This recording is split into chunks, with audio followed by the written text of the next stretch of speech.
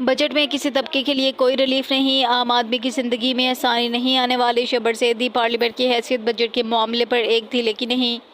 آپ IMF کی web site پر مئی 2025 کی رپورٹ دیکھ لیں، وہاں پورا بجٹ دیا ہے۔ سابق چیئرمین FBR کی بات چیت، کہا کہ ملک میں بہتری لانا ان کے بس کی بات ہی نہیں۔ پارلیمنٹ کی حیثیت بجٹ کے معاملے میں ایک تھی لیکن نہیں۔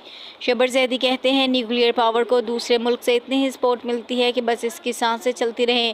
بجٹ کو اگر عام آدمی کے زاویے سے دیکھا جائے تو کوئی بہتری نظر نہیں آ رہی۔ ادھر مالی سال 2024-25 کے اقتصادی سروے سے پتہ چلا کہ وفاقی حکومت نے تعلیم اور صحت جیسے بنیادی شعبوں پر مجموعی قومی پیداوار کا 1% بھی کم خرچ کیا۔ تعلیم کے شعبے پر GDP کا صرف 0.8% صرف ہوا۔ ملک کی مجموعی شرح خواندگی 60.6% ریکارڈ کی گئی۔ مردوں کی 68%، خواتین کی 52.8% رہی، جس سے دونوں میں 16% کا نمایاں فرق نظر آتا ہے۔ رپورٹ میں بتایا گیا ہے کہ صحت کے شعبے کی صورتحال مایوس کن رہی۔ رواں مالی سال صحت کا مجموعی بجٹ 925 ارب روپے رہا، جو GDP کے 1% سے کم ہے۔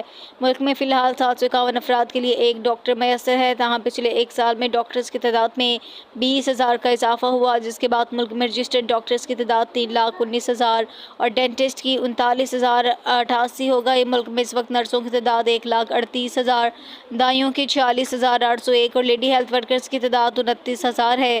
مجموعی طور پر ملک بھر میں 1,696 ہسپتال، 5,434 بنیادی مرکزِ صحت کام کر رہے ہیں۔